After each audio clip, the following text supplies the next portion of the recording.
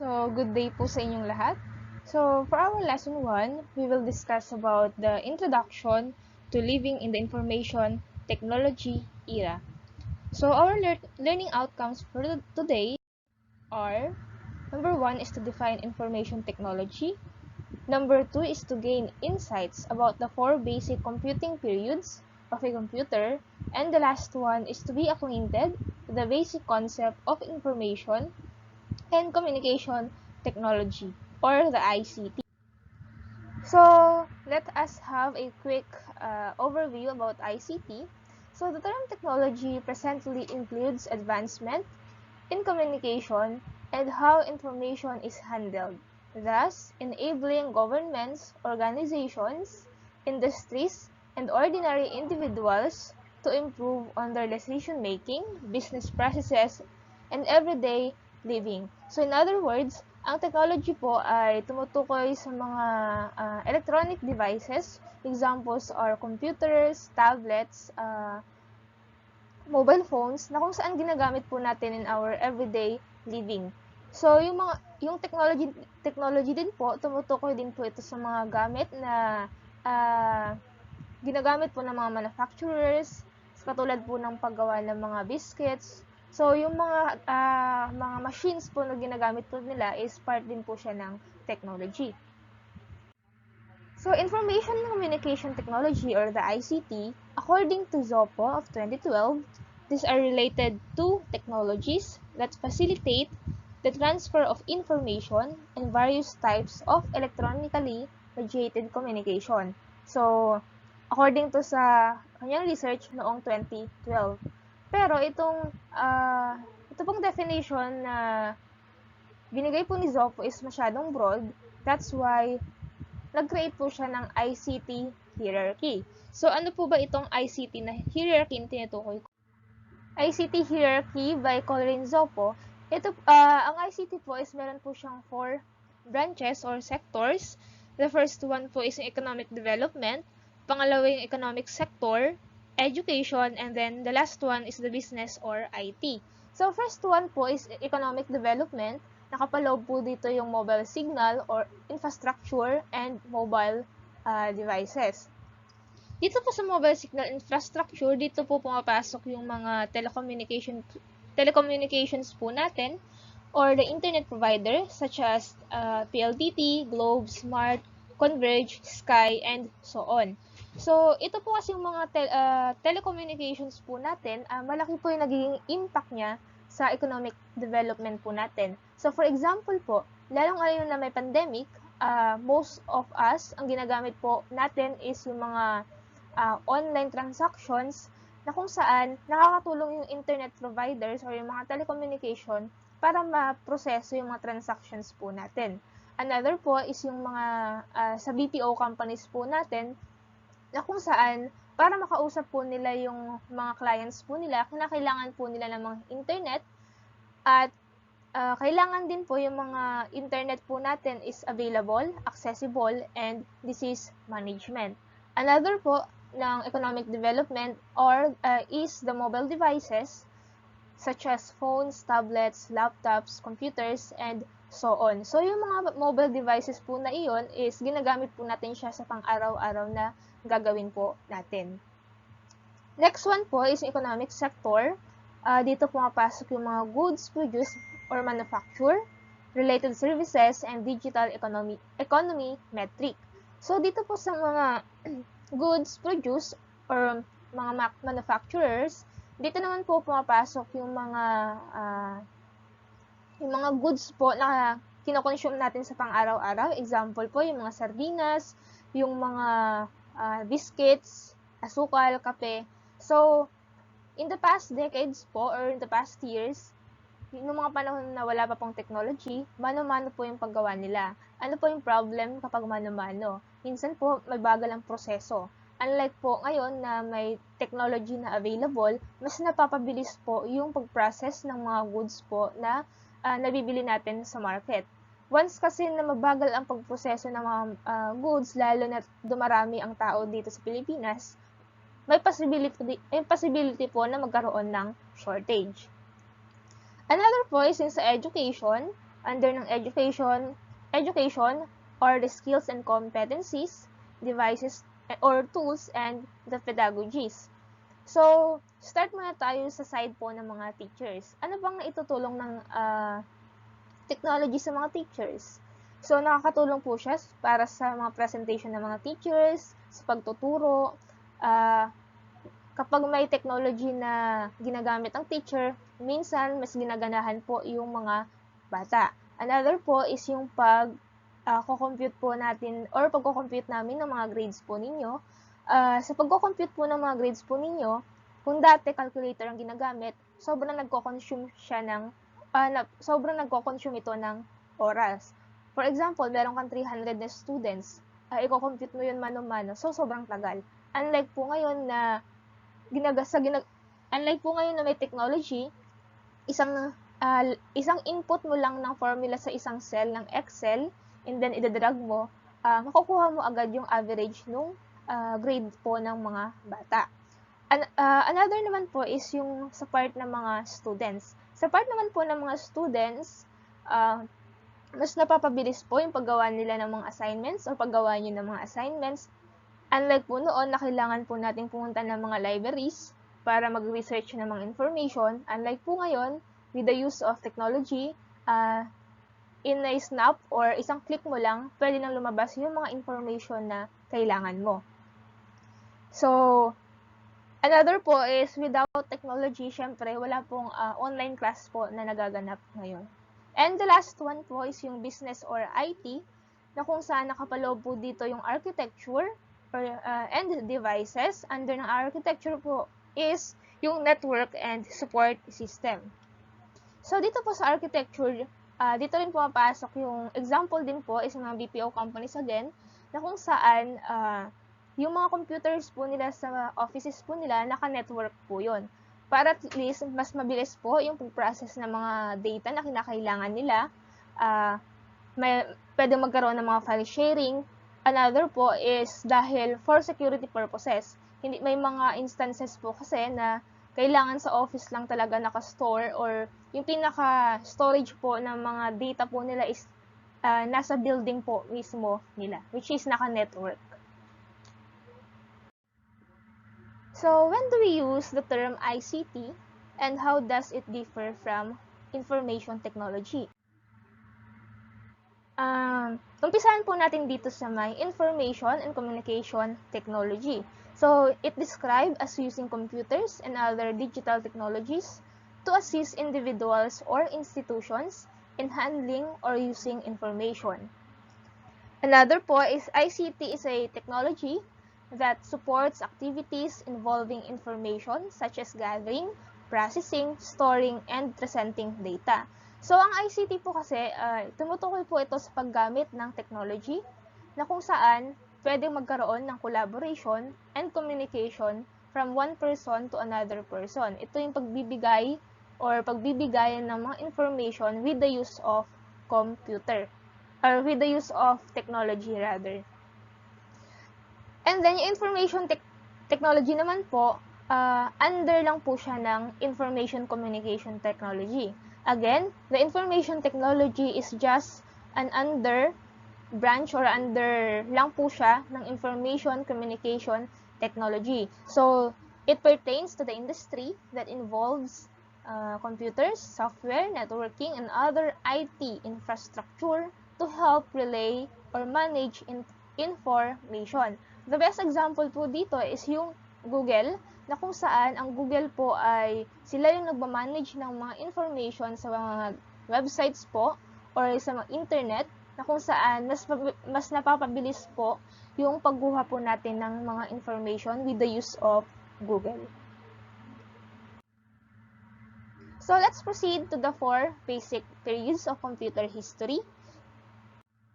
So, the first one is the pre-mechanical age. Second one po is the mechanical age. Third one, the electromechanical age.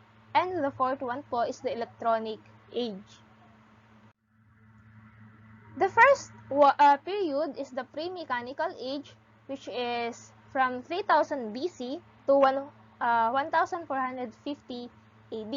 So, ang ginamit po nilang writing and alphabets during these periods are petroglyphs and ideographs. Ano po bang pinagkaiba nito? So, petroglyphs po is, ito po yung mga figures or signs na nakakarve po or nakaukit po sa mga bato. So, ginagamit po nila that time yung mga bato para, ito po yung ginagamit nila na papel. Ito po yung sinusulatan nila or pinag-uukitan ng mga symbols or ng mga signs na gusto po nilang iparating sa ibang tao. And then yung ideographs naman po, ito po yung mga symbols na kung saan once na nakita po natin itong mga symbols po na ito is nagkakaroon tayo ng idea or ng concept agad kung ano po ba yung mga symbols na yon. So example po is itong mountain. Kapag nakita po natin itong symbols na to, nagkakaroon tayo ng idea na baka mountain to, or kapag nakita po natin yung isang bilog na may mga rays, may isip natin ay baka santo or araw. So, yun po yung pinagkaiba ng petroglyphs and ideographs. Another po under this period is dito din po ginamit or na-invent yung cuneiform, which is the first written language, which is ginamit po ng mga Sumerians. At around 2000 BC, the Phoenicians created symbols that express single syllables and consonants. Greek adopted the Phoenician alphabet and added vowels. Romans gave the letters Latin name to create the alphabet we use today. So, dito po sa first period po is dito na po na-invent yung ginagamit po nating mga alphabet po. So, first period pa lang po ng history ng computer, na-invent na po yung alphabet na ginagamit po natin ngayon. About naman po sa mga papers and pens during the first period, ang ginamit po ng mga Sumerians sa pagsulat ay stylus and wet clays. So, ginagamit po nila itong stylus po na ito, and then, sa wet clays po nila nilalagay or sinusulat yung gusto po nilang mga sabihin or iparating sa ibang tao. Another po, yung sa mga Egyptians, ang ginagamit po ng mga Egyptians na papel during their time is the papyrus plants. So, itong mga papyrus plants po na ito is pinaprocess po ito para maging papel. And the last one naman po is yung mga Chinese. Ang ginamit po ng mga Chinese that time ay yung mga rugs. Itong mga rugs po na ito is dadaan din po sa proseso para maging papel. And the last one po, under this period, na-invent na po during this period ang first recorded adding machine or the first calculator, which is called abacus. It invented in Babylonia and popularized in China. So, for our next period, which is the mechanical age, so Johann Gutenberg invented the movable metal type printing process in 1450. So, para po magkaroon ng mga letters or mga numbers po itong movable metal type printing po na ito, kinakarve po muna nila yung mga letters and then nilalagyan po nila ng ink. After po nun, saka po nila i-embed or ilalapat itong printer na to or printing process po na ito sa papel para magkaroon po ng sulat yung mismong papel. So, that time, ito po yung ginamit nila as printer.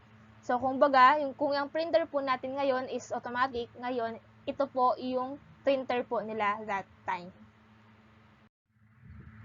Next naman po is the logs of John Napier, na kung saan another po siyang type ng calculator na na-invent during this period, which is tinatawag na logarithm. So, ito pong logarithm na ito is ginagamit for multiplication, division, and to find square root and cube root. So, sa nakikita nyo po, para magamit po siya as multiplication, kukunin nyo po yung number na i-multiply natin. For example, 6 times 5 is 30. And then, 8 times 7 is equals to 56. So, yan po yung logs by John Napier. Kung makikita nyo po kanina, tig-isang digits lang po yung pwedeng i-multiply. So, ang ginawa po ni Wilhelm Schickard, nag-invent naman po siya ng first mechanical calculator na kung saan pwede na po tayong mag-compute ng at least 6 digits.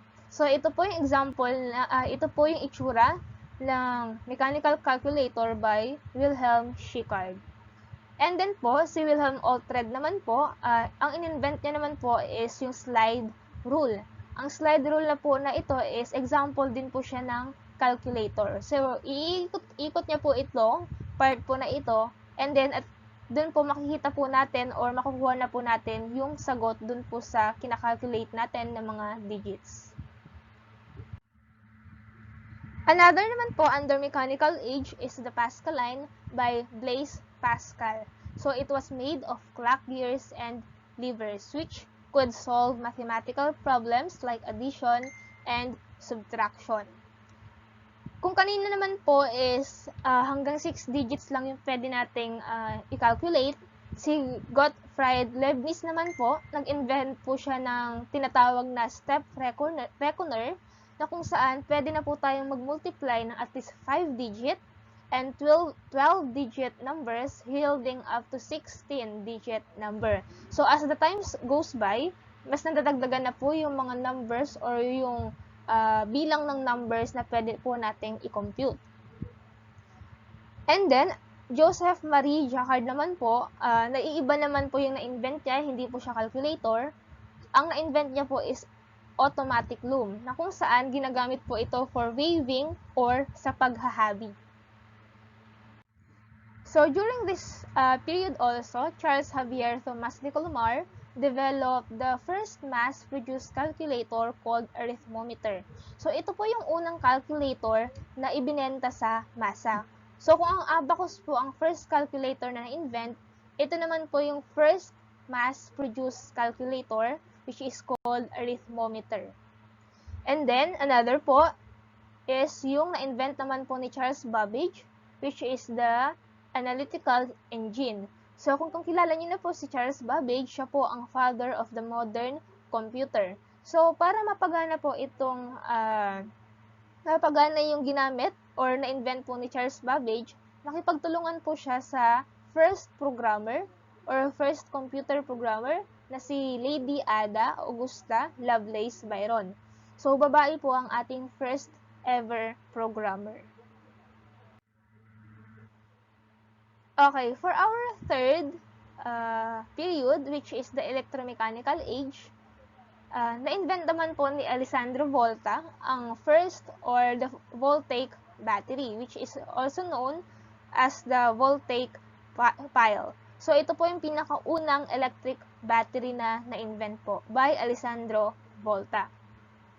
Another naman po during this period, Samuel Morse invented the telegraph na kung saan gagana lang po siya through the use of code. Ang code po na iyon is the Morse code. So, nakikita nyo po, in every letter and in every digit number, meron pong naka-indicate na Morse codes. Another, during this period, the first working telephone was invented by Graham Bell. So, ito po yung pinakaunang telephone po na na-invent po during this period or pinakaunang na-invent po na telephone na ginamit po sa buong mundo. And then, Guglielmo Marconi discovered that electrical waves travel through space. That's why na-invent po niya ang pinakaunang radio. Dörfeld, in 1885, he invented the comptometer, a key-driven adding and subtracting calculator. And then, comptograph, it contains a built-in printer. So, ang comptograph po is a kind of calculator also, pero pinagkaiba niya po sa ibang mga naunang na-invent, meron na po siyang built-in printer. And then, Hermann Hollerith is the father of information processing. So, the punch card provided computer programmers with a new way to put information into their machines. During this time also, the IBM, sila po yung unang nag-release po ng OS na ginamit po ng computers. Kung familiar kayo sa mga operating system like Windows 7, Linux, Ubuntu, Windows 10, ang pinakauna pong nag-release po ng operating system na ginamit ng isang computer po is the IBM, which means the International Business Machines. And then, the last invention during this time po is yung vacuum tubes. Ang vacuum tubes, in the generation of a computer, ang vacuum tubes po yung pinakaunang generation po ng computer. At ang nakadevelop po nun is si Lee De Forest. So, sa nakikita nyo po, maliliit po ang vacuum tubes dyan. Pero during that time po, sobrang laki po ng mga vacuum tubes po noon. Ang vacuum tubes po is nasasakop niya po yung, it's either is dalawang room po. Dalawang room po yung nasasakop niya that time. Let's proceed to the last period, which is the electronic age, from 1941 up to present. So, Conrad Zuse built the first programmable computer called Z3. Itong first programmable computer po that time, which is called Z3, hindi po siya nakakapag-store ng data. So, kapag nagpo-program po kayo, kailangan matapos nyo siya within the day kasi hindi po nakakapag-store. Hindi mo na siya pwedeng balikan for the next day. Ayun po. That's why, ang ginawa po ni Howard Aiken during the 1942, he developed the Mark I, the first stored program computer. So, nakakapag-store na po siya ng mga data or nasa-save na po yung mga data na ginagawa po nila. And the last one po is the John Atanasoff, the Atanasoff-Berry computer or the ABC. This was the first electronic computer na ginamit. So, ito po yung pinakaunang electronic computer, which was called Atanasoff-Berry computer, na na-invent po nila John Atanasoff and Clifford Berry. So, for our references, these are our references from the book of Eleazar et al., The Living in the Information Literacy Era. Thank you very much.